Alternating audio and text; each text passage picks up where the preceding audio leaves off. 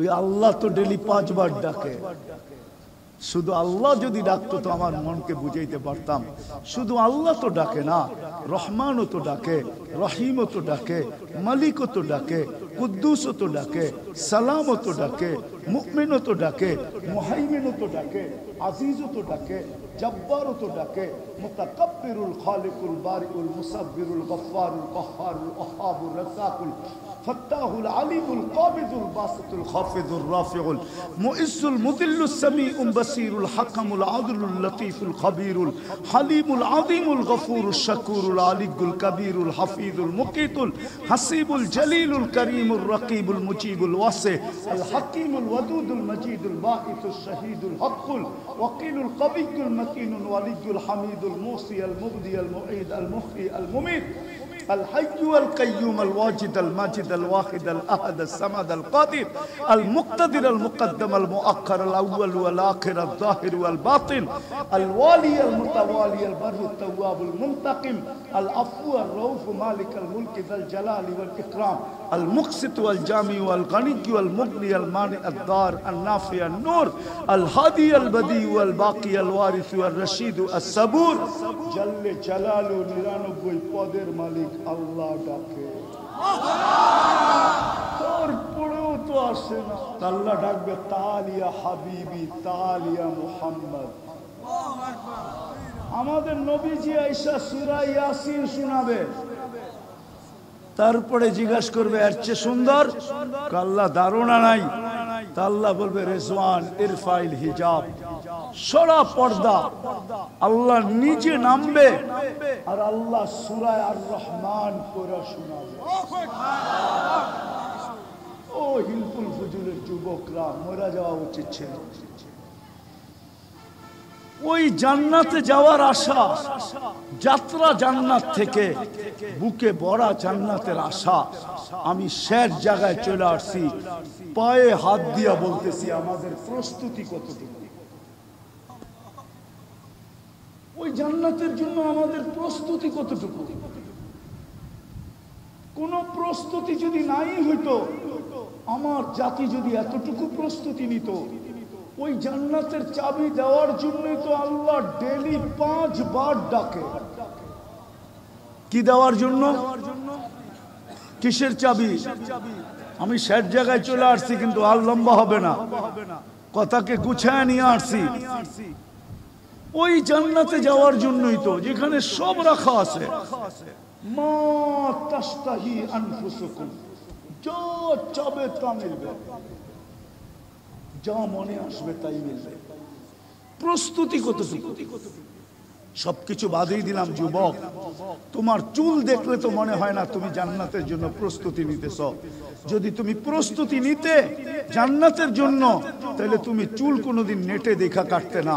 তাহলে তো তুমি সেলুনে যাইতে আর বলতে আমার নবীর আদর্শ মতো আমাকে চুল কেটে দাও। যদি জিজ্ঞাসা করতো তুই খালি আদর্শ আদর্শ বলিস কেন, কয় তুই জানবি না আমি জান্নাতের আশায় নবীর আদর্শে চুল কাটতেছি। আমি সওয়াবও পাবো। কিয়ামতের দিন যখন নবীজির সাথে দেখা হবে, তো হাত পাইতা বলবো আপনার আদর্শে আমি সারা জীবন চুল কাটছি, জান্নাতের চাবিটা দেন না, আমাকে কি দিবেন দেন না। তাইলে তো যুবক তোমাদের চুলের স্টাইল এরকম হতো না, তোমাদের পোশাক আশাক এরকম হতো না, মা বোনদের চলাফেরা এরকম হতো না, আমার সমাজ এরকম হতো না, আমার জাতি এরকম হতো না। ওই জাতি, আপনারা বাংলাদেশ চিনেন না আমার মতো, আপনারা বাংলাদেশের ইতিহাস জানেন না আমার মতো। আমি 1400 বছর আগের ইতিহাস জানি, আমি 200-100 বছরের ইতিহাস জানি না। আমার জাতি যারা সাহাবীর হাতে মুসলমান হয়েছে, সর্বপ্রথম বাংলাদেশে 4 সাহাবী আছে। আমি নাম সহ বলতেছি। আল্লাহর রাসূল তখন হিজরত করেন নাই, মক্কা এখনো উপস্থিত। বাংলাদেশে 4 সাহাবী চলে আসছে। আবু ওয়াক্কাস, উহাব ইবনে মালিক, কাসেম ইবনে হুযায়ফা, উরওয়া ইবনে সাসা, এই 4 সাহাবীর হাতে বাংলাদেশে ইসলামের বাগান লাগছে। যখন বাগান একটু বিগড়ে গেছে, বাগান যখন আবার আগাছা হইতে শুরু করছে, তখন আল্লাহওয়ালারা বিভিন্ন দিক থেকে আইসা ওই বাগানকে আবার পরিপাটি করে দিছে, যেই বাগান আজ পর্যন্ত সাজানো আছে। আমার জাতি এরকম অবস্থা হতো না।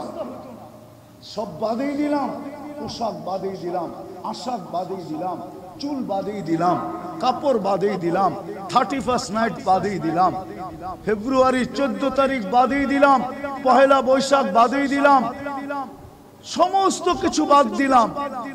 যদি আমার জাতি একটাও করত, যদি ডেলি আল্লাহ 5 বার ডাকে, কে ডাকে? ও যৌবন, যুবক, তোকে যৌবন কে দিল? কে দিছে? আরে বলেন না জোরে। আল্লাহ বললে কোনো ক্ষতি নাই, যতবার আল্লাহ বলবেন 40 নেকি পাইতে থাকবেন। একবার বললে 40, দুইবার বললে 80, 100 বার বললে কত? 4000 নেকি। আর যতবার আল্লাহ বলবে ভিতরটা তত বেশি আলোকিত হবে। কোরআন দিয়া দলিল দিতেছি, দুনিয়ায় যত আলো দেখেন সৃষ্টির ভিতরে, আল্লাহ বলে আল্লাহু নূরুস সামাওয়াতি ওয়াল আরদ, তুই যত আলো দেখস সমস্ত আলো আমার ভিতর থেকে বাহির হয়ে আসছে। বিদায় তুই যত আল্লাহ বলবি তত তোর ভিতরে আলো হইতে থাকবে। আজকে তো আল্লাহ বলতে চায় না, বলেন না কে? যৌবন কে দিছে? পুরুষকে পুরুষত্ব কে দিছে? নারীকে নারীত্ব কে দিছে? ও যুবক, তৃতীয় লিঙ্গ কি এই এলাকায় আসে না? দেখো না, তোমাকে তো তৃতীয় লিঙ্গ বানাইতে পারতো, কিন্তু পুরুষকে বানাইলো। নারীত্ব কে দিল? যৌবন কে দিল? সবকিছু বাদেই দিলাম। ওই আল্লাহ তো ডেলি 5 বার ডাকে। শুধু আল্লাহ যদি ডাকতো তো আমার মনকে বুঝাইতে পারতাম।